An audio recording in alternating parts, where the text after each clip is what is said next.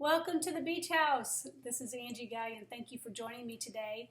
As you know, if you've been following along, I'm doing a series on short stories and essays and poetry,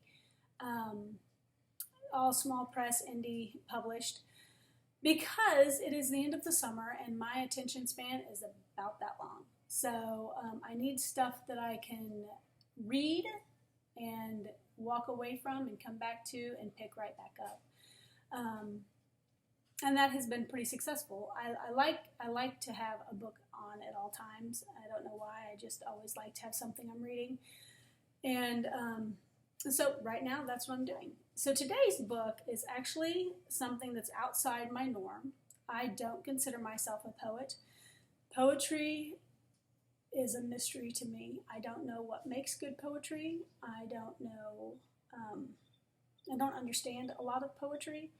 So it's a strange thing for me to come to, but I was at the LaGrange Memorial Library a couple of weeks ago for an emerging author showcase, and I met a young lady there named Hayley Timmons, and she and I had a very interesting conversation. She is a poet, and I don't know that she understands what poetry means to her, but I think it's a very powerful force in her life.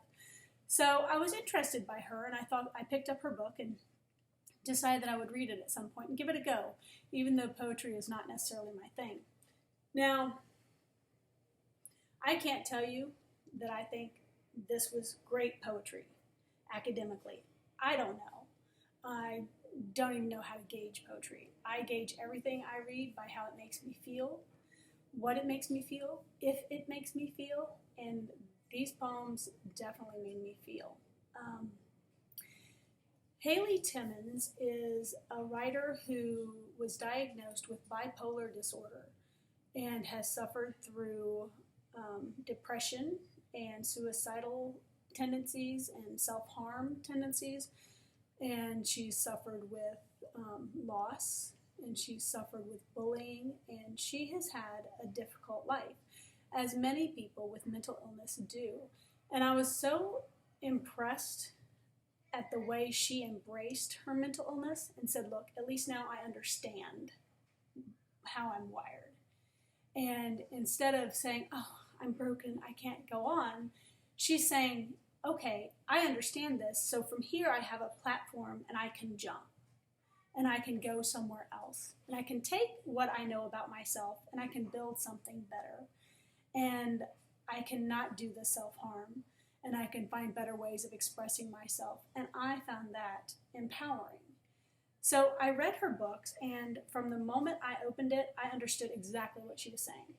It wasn't, as most poetry is to me, words in the air. It was touching my heart. And even though I don't necessarily haven't necessarily lived the life that she has lived, and I haven't felt necessarily the things that she has felt, she did a very good job of taking me there. And it was painful, and it was hard, and I can't say that I enjoyed this book as much as I experienced this book, and I think that's what's important. She's done something big here, I think, because mental illness is so often something that we don't talk about, something that if you have a family member who has mental illness, you don't talk about it, and you push it under the rug, and you make them conform. And Timmons, by writing this book and expressing these things, she has really forced us to look at her scars, forced us to see mental illness from a different angle, from an internal angle. And I think that's important. We all know somebody who has struggled. Struggle is not unknown. If you have struggled, you'll recognize that in these poems. You'll appreciate that. If you have ever danced with a blade, you will understand what she's saying. If you've ever been bullied or know someone who has, if you ever lost a pet, if you've lost a grandmother or someone else you've loved, you'll understand what she is saying in this book. And it's an important book, and I think that it opens up a dialogue for people to discuss some mental illness issues. So, good job, Hayley Timmons. I enjoyed your book of poetry. I experienced your book of poetry. And I hope you'll continue writing. Thanks for sharing with us.